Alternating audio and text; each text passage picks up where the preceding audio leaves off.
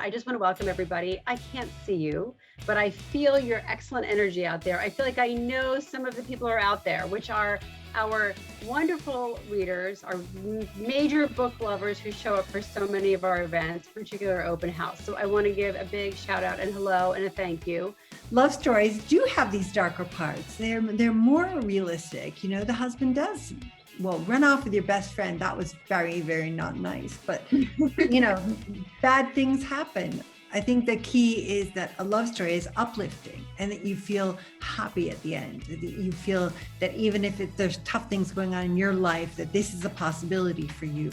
What I noticed is that even though New Orleans has a pretty big footprint in terms of music and in terms of, we have rappers, we have food, we have those kind of things, but there aren't that many African-American writers coming out of my city. So I want to just sort of create something that would show who we really are and be an inspiration to other writers in the city who are trying to get their stories out as well.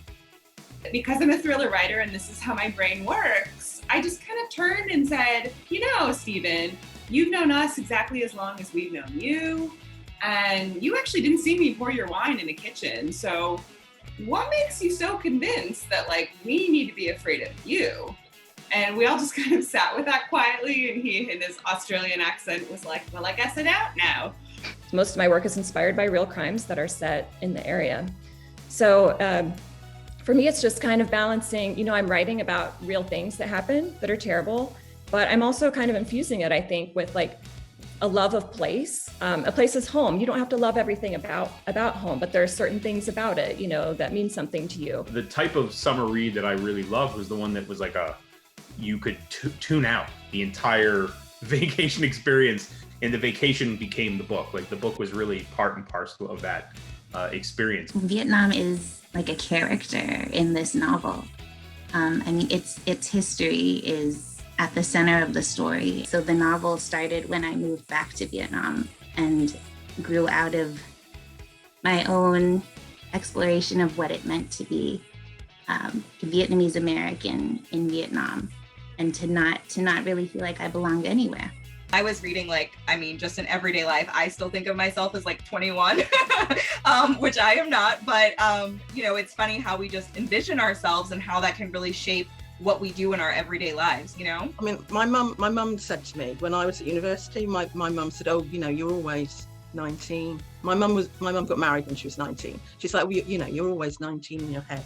And at the time, because I was that age, I just thought, surely get to feel like a grown-up eventually. Oh my goodness. But no, she was right.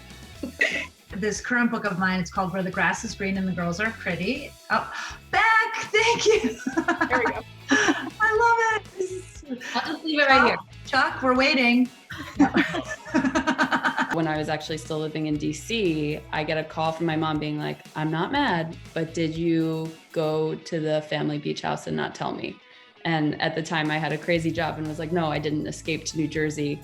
And so it turns out that the plumber had been using the beach house as a little bit of a crash pad situation. And we figured this out because there was a cracked book spine next to the bathtub. And the 5 Dory Steins know better than to ever leave a book face down with a broken spine. So that was the detective moment. So yeah, I thought in that moment, okay, really easy to just be like, oh, the plumber was using it as a crash pad. It's kind of sleazy. And it was but what if he has a really good reason for using it?